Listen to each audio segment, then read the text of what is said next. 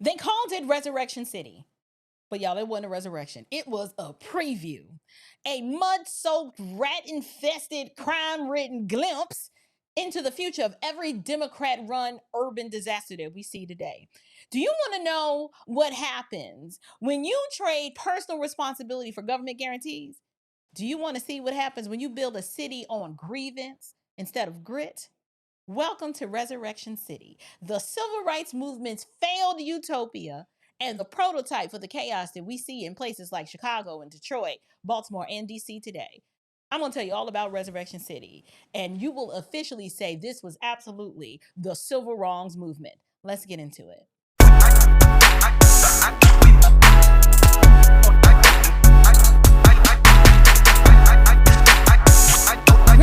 You guys, welcome to Unshakable with April Chapman, where we discuss all things social, cultural, political, and theological from a biblical perspective. I am your host, April Chapman, and welcome to today's show.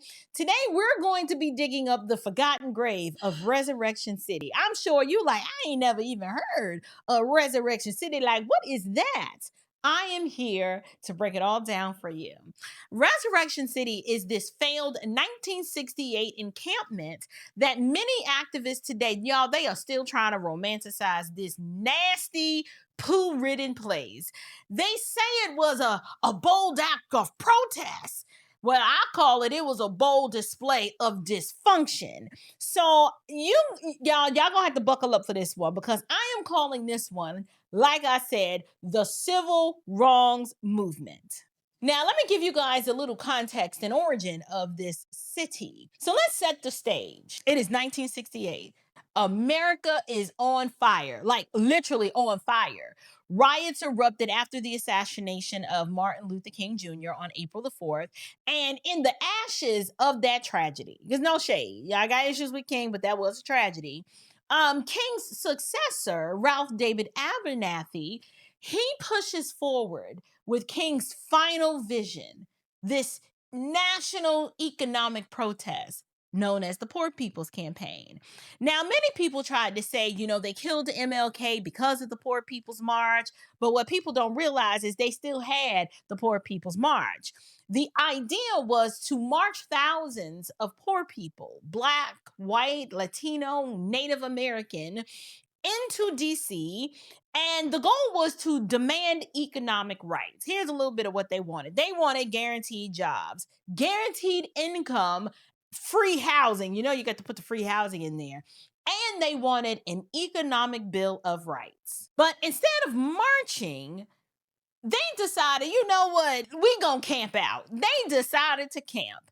So, established on May 21st, 1968, Resurrection City featured like 3,000 tents. And y'all, this place even had its own zip code, 20013.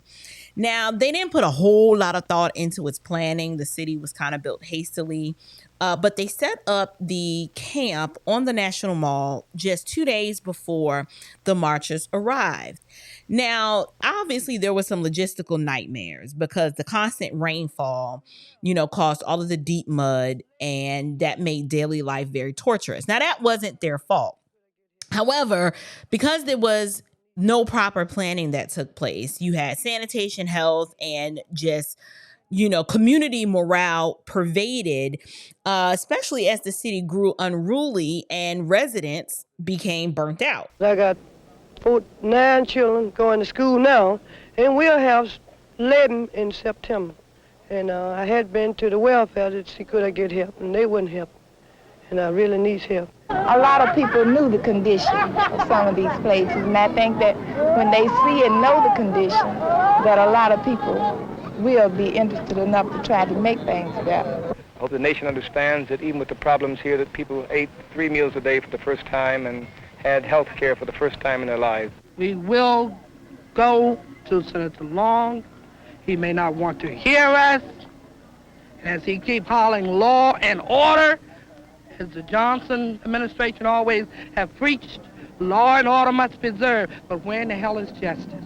We are going to plague the pharaohs of this nation with plague after plague until they decide to give us some meaningful jobs and a guaranteed annual income. So there were all kinds of internal chaos. Disputes over leadership and strategy emerged. Y'all know black folks can't get along. No shade, but I'm just saying. But Bernard Lafayette, he asked for $3 million without any clear justification, and this just eroded the movement's credibility.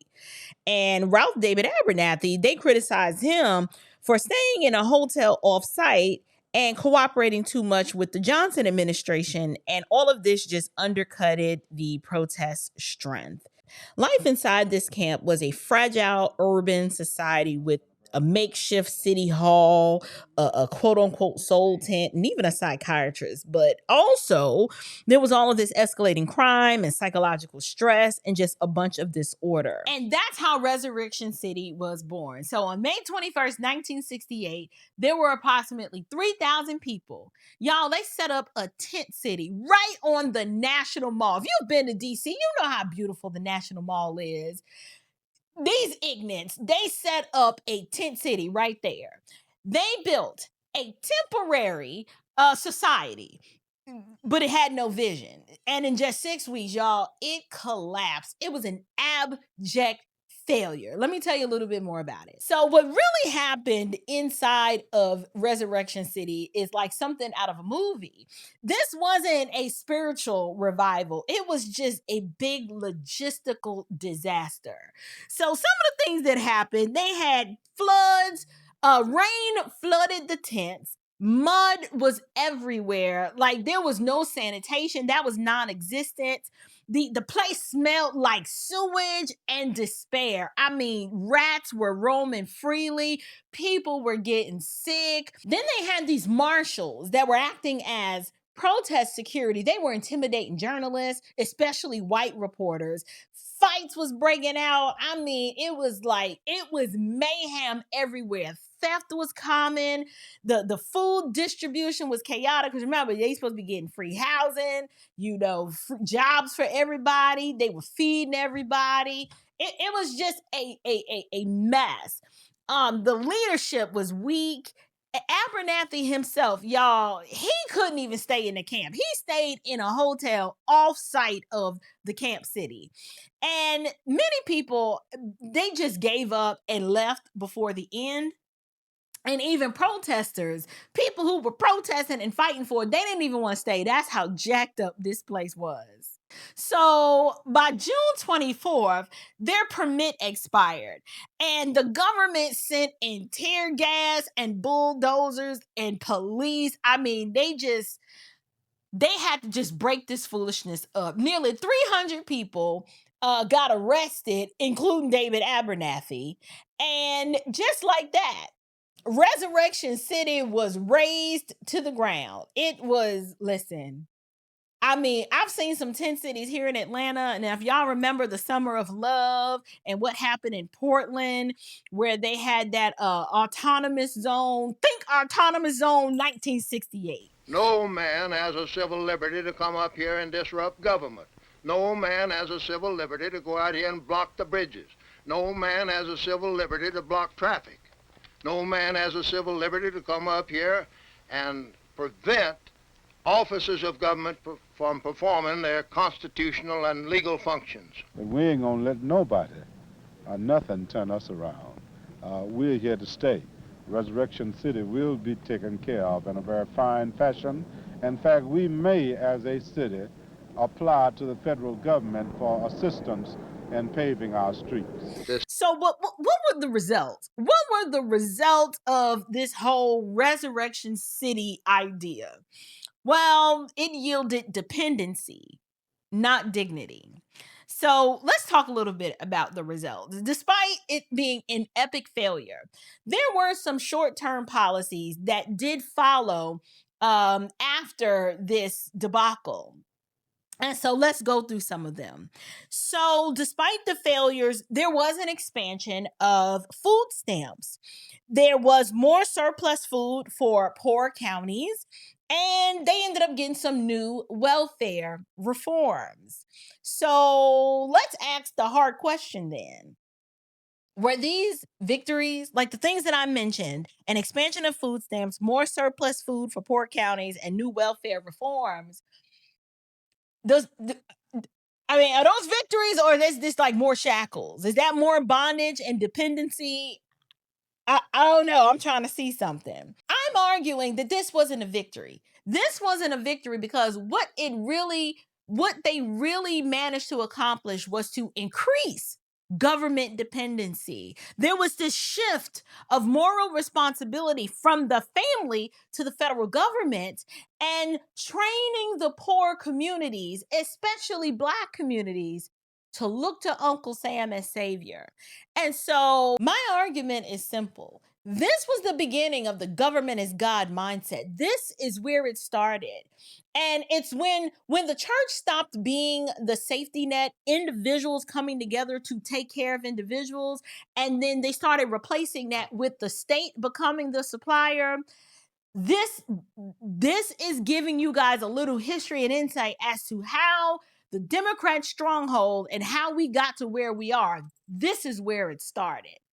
And so I tend to look at Resurrection City is like the equivalent of modern Democrat cities today. This the real mic drop right here.